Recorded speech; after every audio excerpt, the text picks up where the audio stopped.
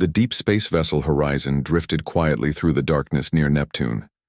Inside the ship's bridge, Commander Olivia Reeves stared at the main screen, her blue eyes reflecting the distant stars. She brushed a strand of brown hair from her face and turned to her sensor officer. "Anything interesting today, Laura?" she asked. Lieutenant Laura Nichols shook her head, then suddenly leaned forward. "Wait, I'm picking up something strange." Her fingers moved quickly across her console. "Energy readings about 500,000 miles from Neptune. It's big." Commander Reeves stood up straight. "How big?" "Massive, ma'am. And it's not natural." Reeves turned to her pilot. "Jeff, take us closer. Slow approach. Everyone stay alert." View. Horizon changed course, its engines humming softly as it moved toward the mysterious energy signature. As they got closer, Laura's eyes widened. "Commander, I'm detecting multiple objects, hundreds of them." "On screen," Reeves ordered. The main screen flickered, and the bridge crew gasped. Floating in the blackness of space was a vast collection of ships, gleaming vessels of various sizes and shapes, unlike anything humans had ever built.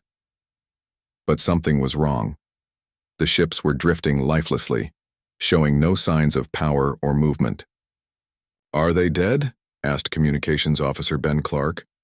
"No," Laura replied. "I'm detecting life signs, thousands of them." Commander Reeves took a deep breath. "Ben, try to contact them. All frequencies."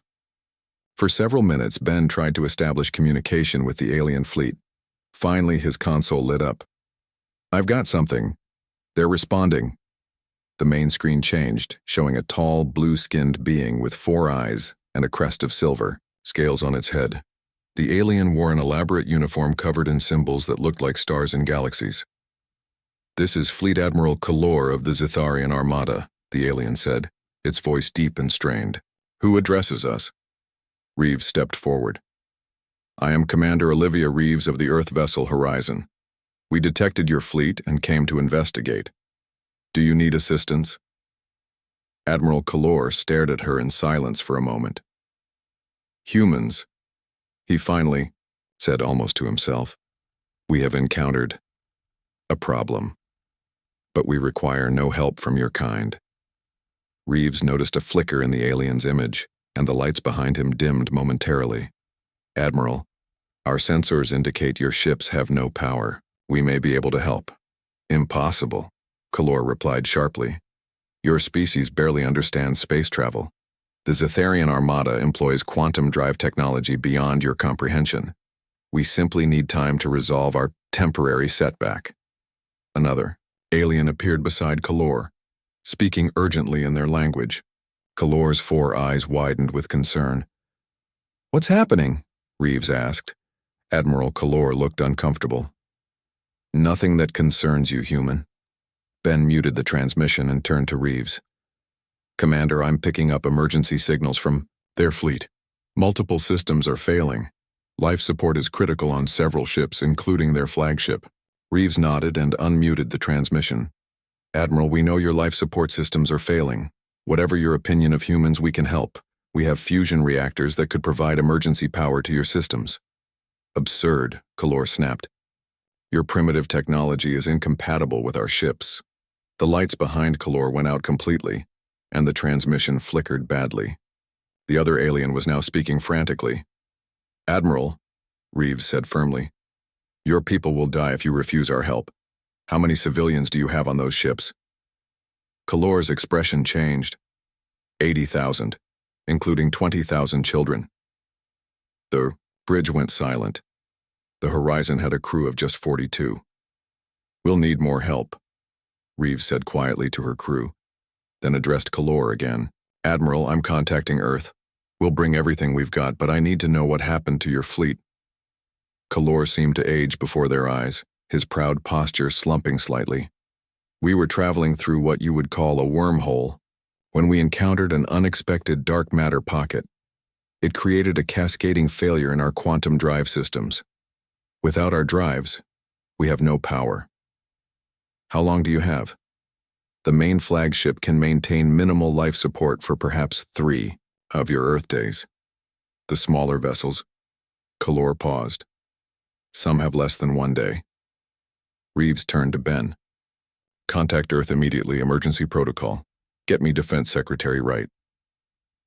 Within minutes, Eleanor Wright's face appeared on a side screen. Her gray hair was messy, and she wore a robe. It was the middle of the night in Washington.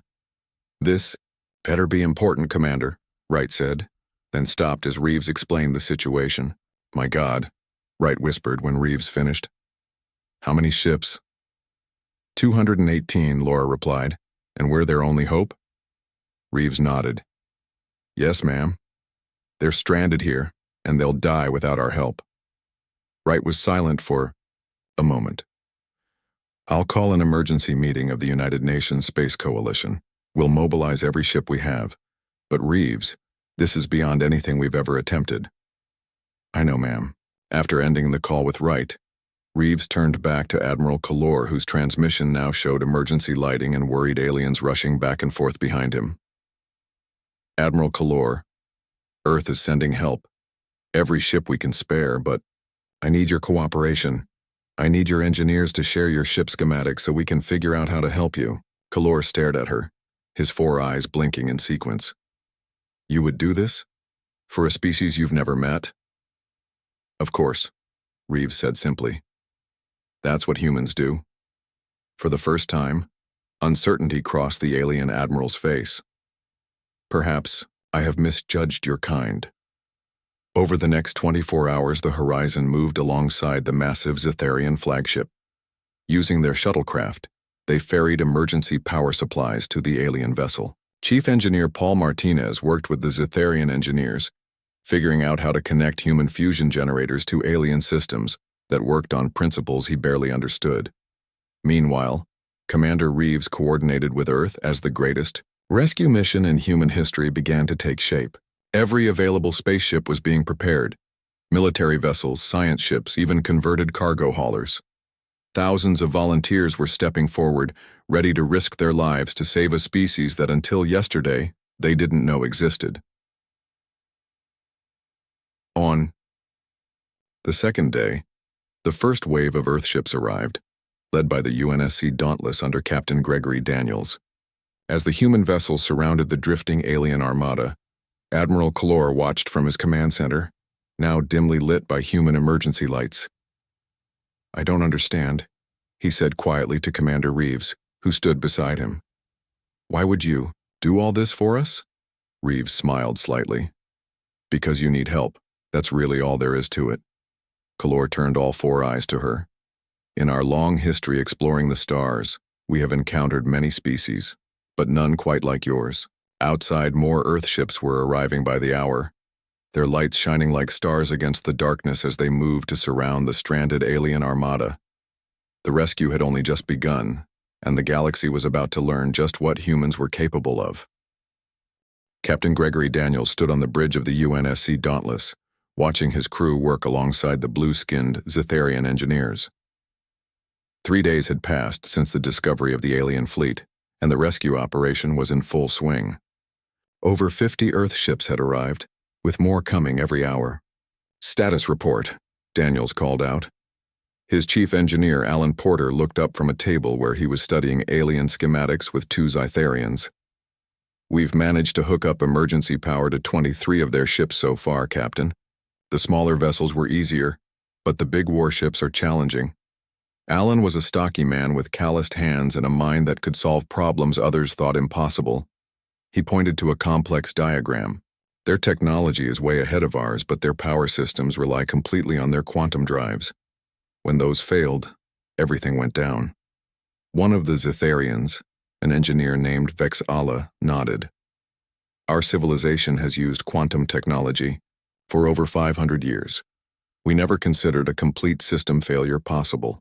That's the problem with having just one system, Alan said, wiping sweat from his forehead. On Earthships, we have backups for our backups. Captain Daniels turned as Commander Reeves entered the bridge. She looked tired but determined. Any word from Dr. Jones? Daniels asked. Reeves nodded. She's made progress understanding their drive technology. She thinks the dark matter pocket created some kind of quantum resonance that shut down all their systems at once. On the other side of the alien flagship, Dr. Samantha Jones was working in what had once been a Zetharian laboratory. She was a brilliant physicist with short red hair and intense focus. Around her, a team of human scientists worked with Zetharian researchers trying to understand what had gone wrong with their advanced drives. The quantum field collapsed here, Samantha explained, pointing to a holographic model. It's like nothing we've ever seen before. The lead Zetharian scientist, a female named Trelvor, watched with growing respect. You grasp our technology quickly for a species that hasn't even developed warp travel. Samantha smiled. Different perspective sometimes helps. We might not have your technology, but we're good at finding solutions. Their work was interrupted by an alarm. Both humans and Zetharians rushed to the nearest communication panel. Emergency alert, came Alan Porter's voice. We're detecting a massive solar storm heading our way. All ships prepare for impact in approximately 3 hours. Captain Daniels gathered the human commanders and Zetharian leaders for an emergency meeting. Admiral Kalor's 4 eyes showed concern as he viewed the storm data. This level of solar radiation will destroy our remaining life support systems, Kalor said, and many of our ships still have no power for their shields. We need to move the fleet, someone suggested. There's no time, Reeves replied. Even with our help, most of the Zetharian ships can't move yet. The room fell silent. Thousands of lives were at stake, both human and alien. Finally, Captain Daniels spoke. The Dauntless has the strongest shields in the human fleet. We'll position ourselves between the storm and the most vulnerable alien ships. That's suicide, Admiral Kalor said. Your vessel cannot withstand such radiation. Our outer hull will take damage, Daniels admitted. But our shield should hold long enough to protect your ships with the most children and civilians. Kalor stared at him. You would sacrifice your ship for aliens you met 3 days ago? Not sacrifice, Daniels corrected. Risk. That's what we do. 2 hours later, the Dauntless moved into position, its huge form casting a shadow over 5 large Zetharian vessels that still had no power. Other Earthships with strong shields joined them, creating a protective wall. On the bridge of the Dauntless, Daniels watched the storm approach on the main screen. It was a churning mass of energy that would hit them with the force of 1,000 suns. Shields at maximum, reported his tactical officer. Daniels nodded. All hands brace for impact. The storm hit like a physical wall. The Dauntless shook violently as its shields glowed bright against the onslaught. Warning signals blared as systems began to overload. Hull temperature rising, someone called out. Outer plating beginning to fail. Redirect power from everything, except shields and life support, Daniels ordered calmly. We just need to hold position. In the alien flagship, now partially powered by human generators, Admiral Kalor watched the Dauntless on a monitor. The human ship's outer hull was visibly burning, yet it stayed in place, protecting the Zetharian vessels behind it. I don't understand, he said softly to Vexala. Why are they doing this? Vexala had spent more time with the humans than any other Zetharian. I believe this is simply who they are, Admiral. They see others in danger, and they help. Without question. For 40 minutes, the storm raged. When it finally passed, the IP Dauntless was barely recognizable. Its outer hull was blackened and warped, with sections completely burned away. But it had held position, and the Zetharian ships behind it had survived. Inside the damaged human vessel, Captain Daniels helped an injured crew member to a seat. Despite some injuries, they had lost no one. A communication came through from Admiral Kalor. The Zetharian's usually stern face showed genuine emotion. Captain Daniels, your actions have saved thousands of our people. We are in your debt. Daniels managed to smile through his exhaustion. Just doing what needed to be done, Admiral. As the rescue operation continued, something began to change in how the Zetharians viewed the humans. The aliens had arrived with the belief that humans were primitive and unimportant. Now they watched as these primitive beings worked tirelessly, using simple tools and sheer determination to save a fleet far more advanced than anything they had built. Dr. Jones made another breakthrough while studying the alien drives with Trelvor. The quantum resonance affected your drives because they're too perfect, she explained. Your technology is so advanced that every ship's drive is synchronized at the quantum level. When one failed, they all failed. And how would humans have designed it differently? Trelvor asked, genuinely curious. Samantha thought for a moment. We probably would have made each drive slightly different. Less efficient maybe, but if one fails, they don't all fail.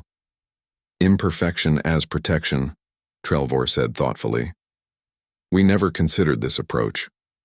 By the end of the week, human engineers had managed to restore power to over half the alien fleet.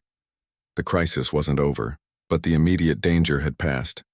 As humans and Zetharians worked side by side, both species began to learn from each other, and somewhere out in the galaxy, word was spreading about what was happening in this distant corner of space. The primitive humans, barely a blip on the HFY galactic radar, were saving one of the most powerful fleets in the known universe. The galaxy was about to take notice.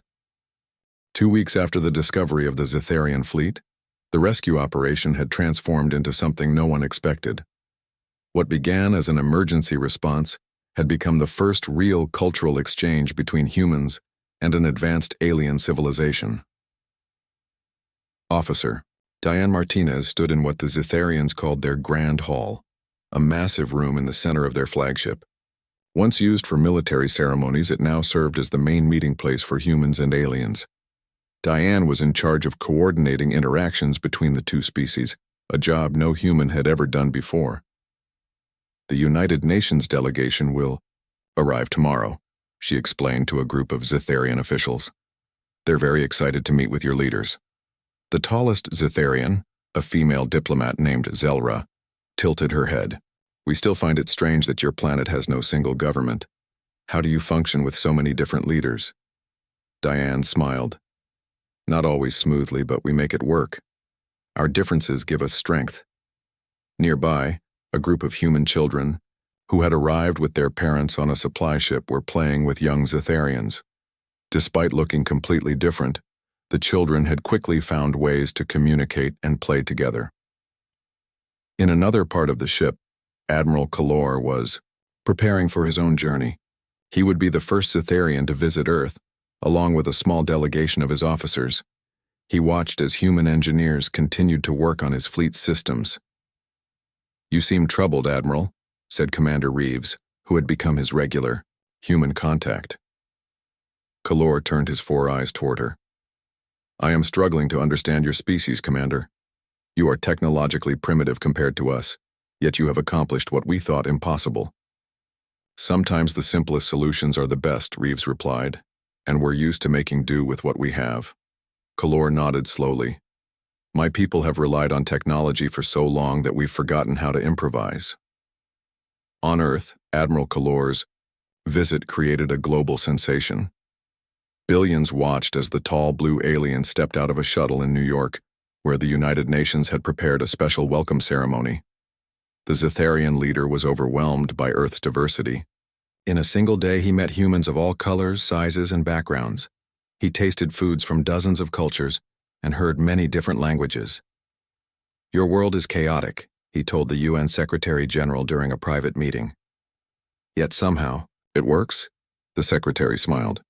We've had our share of wars and conflicts, we still do, but we're learning to appreciate our differences rather than fight over them. Meanwhile, back at the alien fleet, Dr. Jones and her team had made a crucial breakthrough. In a makeshift lab set up on the Dauntless, she demonstrated her findings to Trelvor and a group of Zetharian scientists. The problem with your quantum drives is right here, she said, pointing to a holographic model. They're too perfectly synchronized. When one encountered the dark matter pocket, it created a chain reaction that shut down every drive in your fleet. Trelvor peered at the model. Can it be fixed? I think so, Samantha replied. We need to introduce controlled variation into each drive. Make them similar, but not identical. Our fusion systems might help create a hybrid approach. The Zetharian scientists seemed doubtful. Fusion is primitive compared to our quantum technology. Sometimes older technology is more reliable, Samantha said. It's like having both a sports car and a tractor. The sports car is faster and more advanced, but If you need to pull something heavy through mud, you want the tractor. As their work continued, an incident threatened the growing trust between humans and Zetharians. A group of Zetharian military officers, led by Sub-Commander Drav, took control of a section of the flagship. They sealed the doors and demanded that all humans leave the fleet immediately. "We cannot allow humans to learn our military secrets," Drav announced over the communication system.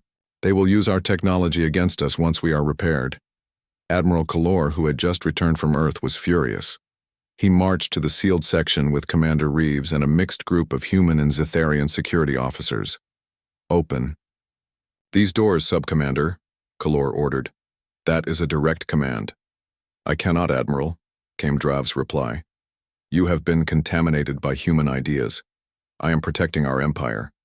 Before Kalor could respond, Vexala, the engineer who had worked closely with Alan Porter, stepped forward. "Let me speak with him, Admiral," she said.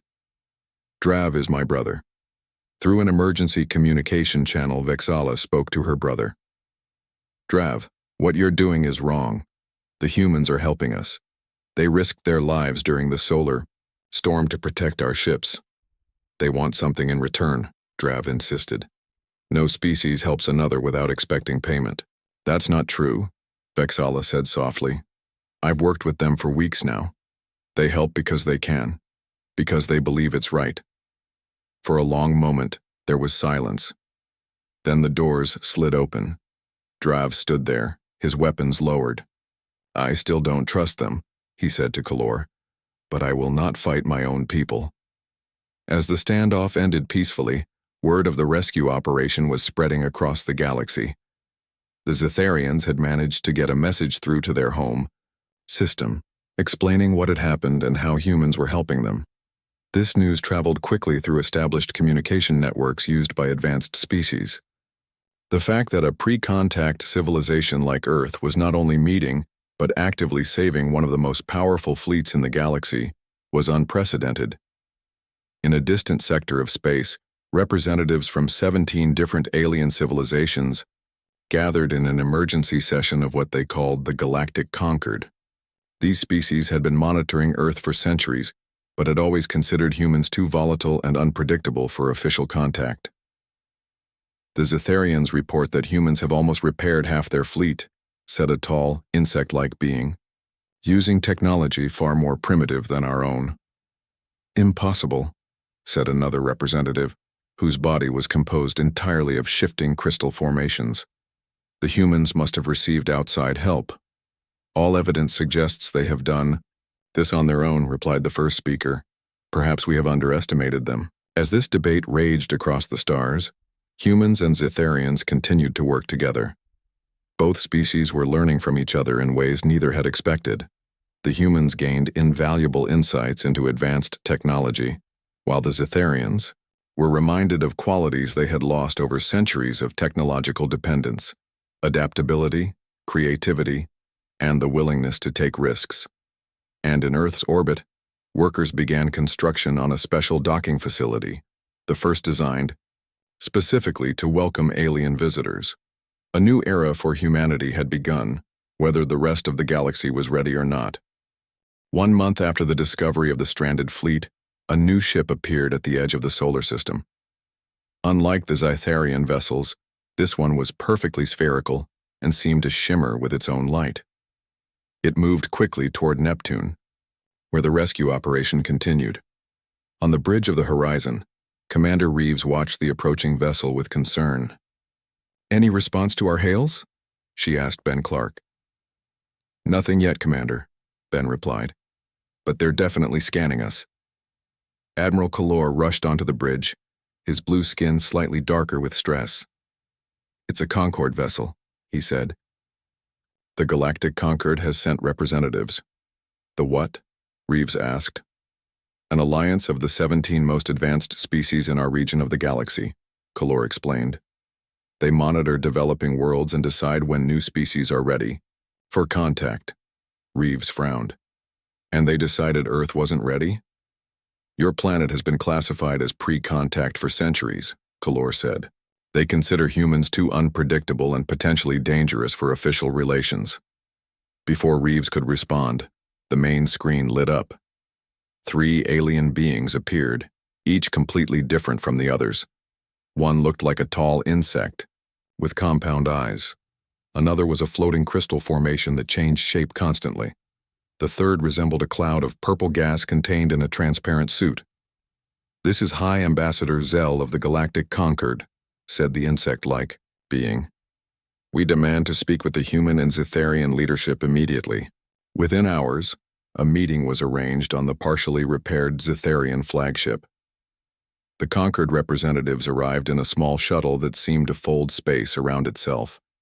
They were joined by Admiral Kalor, Commander Reeves, Captain Daniels, and several other human leaders who had been coordinating the rescue effort. The Earth officials had rushed to appoint Ambassador Richard Collins as humanity's first official representative to alien visitors. Collins was a middle-aged man with kind eyes and a calm demeanor. He had been a diplomat for 20 years, though never for a meeting quite like this. "Explain how humans became involved with the Zetharian fleet," demanded Ambassador Zell once. Everyone was seated in the Grand Hall. Collins looked to Reeves, who recounted the discovery of the stranded ships and the rescue operation that followed. "Impossible," said the crystal being whose name was Lyrics. "Your species lacks the technological capacity to repair quantum drive systems." Dr. Jones, who had joined the meeting, stepped forward. "We haven't repaired their quantum drives yet," she said. "We've been using our fusion technology to provide emergency power to their systems. And we're developing a hybrid approach that might solve the underlying problem," added Alan Porter. The third Concord representative, the gaseous entity called Vosh, drifted closer to the humans. "Our records indicate that humans are a level 2 civilization, barely capable of reaching your own moon. Yet you claim to be saving a level 7 civilization's fleet." "We reached Neptune, didn't we?" Daniel said with a slight smile. "And we're not claiming anything. We're doing it." Ambassador Zell's compound eyes shifted rapidly between the humans. "This defies all our predictions about your species. We have monitored Earth for over 500 years. Our models suggested humans would destroy themselves through war or environmental collapse before achieving significant space travel." "We've come close a few times," Collins admitted. "But we're still here." The meeting continued for hours as the Concord representatives questioned both humans and Zetharians about the rescue operation. They seemed particularly interested in why humans would help a species they had just met. "What payment did the Zetharians offer you?" Lyrics asked Collins. The core human ambassador looked confused. "Payment? There was no discussion of payment. They needed help. We gave it." "That is not how interstellar relations function," Zell stated firmly. "All exchanges must be balanced." Admiral Kalor, who had been quiet for most of the meeting, finally spoke. "I also believed this, Ambassador Zell. I thought the humans must want our technology or political alliance, but they asked for nothing except our cooperation in saving our own people." "Unacceptable." Vosh's gaseous form pulsed with agitation. "The humans must be seeking an advantage. Perhaps they are attempting to reverse engineer Zetharian technology." Dr. Jones laughed, then quickly covered her mouth. "Sorry," she said, "but that's like suggesting a child with building blocks is trying to reverse engineer a quantum computer. We're learning from your technology, yes, but we're centuries away from reproducing it." As the debate continued, news arrived that a small group of Zetharian ships had been fully repaired using the new hybrid system developed by the human Zetharian engineering team. This system used the basic framework of the quantum drives, but incorporated elements of human fusion technology to prevent synchronized failure. The Concord representatives insisted on seeing this hybrid system for themselves. In a large engineering bay, they watched as Alan Porter and Vexala demonstrated how the modified drives worked. "The human components are crude," Lyrics observed, "but the overall design is elegant in its simplicity." "Sometimes the best solutions aren't the most advanced," Alan said, "just the most practical." After 3 days of meetings and inspections, the Concord representatives returned to their spherical vessel to deliberate. The humans and Zetharians waited anxiously for their decision. According to Kalor, the Concord had the authority to forbid further contact between humans and other advanced species. When the representatives returned, they gathered everyone in the Grand Hall once more. The Galactic Concord has existed for 12,000 years, Ambassador Zell began. In that time, we have established clear protocols for contact with developing worlds. Earth has not met those protocols. Collins straightened in his chair, preparing to argue, but Zell continued. However, the situation we find here is unprecedented. Humans have demonstrated qualities that our models failed to predict: remarkable adaptability, technological ingenuity, and a willingness to help others without expectation of reward. Vosh drifted forward. A faction within the Concord believes immediate human inclusion in galactic affairs would be disruptive and dangerous. Your species makes decisions based on emotion rather than logic. And another faction, Lyrics added, sees potential value in your unique approach to problems. The repair of the Zetharian fleet demonstrates this value clearly. Ambassador Zell's compound eyes focused on Collins. The Concord remains divided on how to proceed.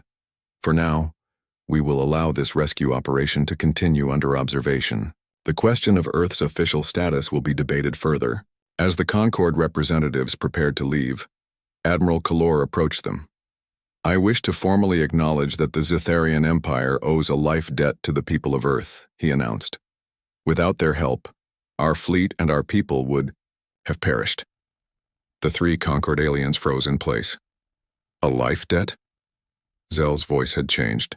You invoke the ancient protocol? I do, Kalor said firmly.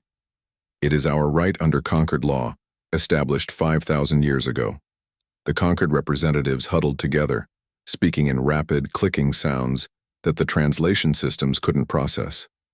Finally, they turned back to face the group. The life debt protocol cannot be denied, Zell said, clearly unhappy.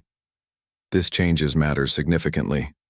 As the Concord vessel departed the solar system, Collins turned to Kalor. What exactly is a life debt, and why did they react that way? Kalor's four eyes blinked in sequence, the Zetharian equivalent of a smile. The life debt is one of the oldest laws in the Concord. If one civilization saves another from extinction, the saved civilization can demand certain rights for their saviors. He paused, including the right of immediate recognition and protection within the galactic community. You mean? Collins began. Yes, Ambassador, Kalor said. I believe humans have just earned a seat at the galactic table, whether the Concord likes it or not. 6 months had passed since the discovery of the stranded Zetharian fleet. What began as a desperate rescue mission had transformed into the greatest technological and cultural exchange in human history. The Neptune sector buzzed with activity as ships moved back and forth between the alien fleet and Earth. In a large chamber aboard the Zetharian flagship, Dr. Samantha Jones and Trelvor stood before a glowing device that pulsed with blue and white energy. This was the first fully functional hybrid drive, a combination of Zetharian quantum technology and human engineering principles. The final test results are perfect, Samantha said, checking her tablet. Power output is stable, and the quantum field is maintaining integrity, even when we introduce dark matter particles. Trelvor, who had become the lead Zetharian scientist on the project, nodded with satisfaction. What your people call redundancy has solved a problem we struggled with for centuries. Each drive is now slightly different, preventing synchronized failure. Alan Porter entered the chamber, wiping grease from his hands. The chief engineer had spent months working on the physical components of the hybrid system. The installation teams report that the last capital ship has been fitted with the new drive, he announced. The entire fleet is ready. News of this achievement spread quickly through both fleets. The rescue mission that many had thought impossible was now complete. All 218 Zetharian vessels had been repaired and improved, ready to continue their journey. On Earth, the changes were equally dramatic. The United Nations had formed a new agency called the Galactic Affairs Bureau, with Ambassador Collins as its director. Hidden alien monitoring stations, revealed by the Zetharians, had been discovered in remote locations around the planet. Humans were finally aware they had been watched for centuries. In Washington, D.C., Defense Secretary Eleanor Wright supervised the construction of Earth's first official alien embassy. The building incorporated both human and Zetharian design elements, symbolizing the new relationship between the species. "I never thought I'd see something like this in my lifetime," Wright said to Commander Reeves, who had returned to Earth for the embassy dedication ceremony. "None of us did," Reeves replied, "but here we are."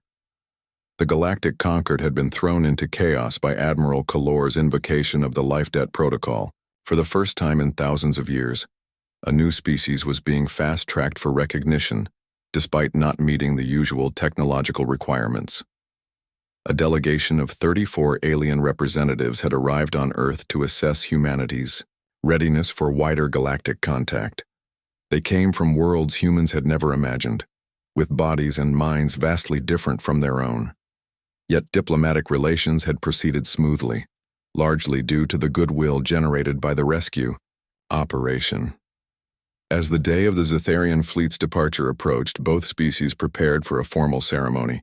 It would take place in Earth orbit, witnessed by representatives from Earth and the Galactic Concord.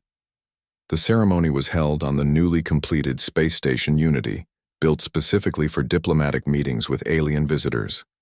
Inside its main hall, humans and aliens from various worlds gathered to mark the historic occasion. Admiral Kalor, dressed in his most formal uniform, addressed the assembly. His voice was picked up by translation systems and broadcast to billions of viewers on Earth. 6 months ago, the Zetharian Armada faced extinction, he began. Stranded in an unfamiliar system with failing life support and no power, we prepared for the end. Then we met humans. Kalor gestured to the Earth representatives. A species we had classified as primitive and unimportant. A species the Galactic Concord had deemed unready for contact. Yet this species, using technology centuries behind our own, saved every ship and every life in our fleet.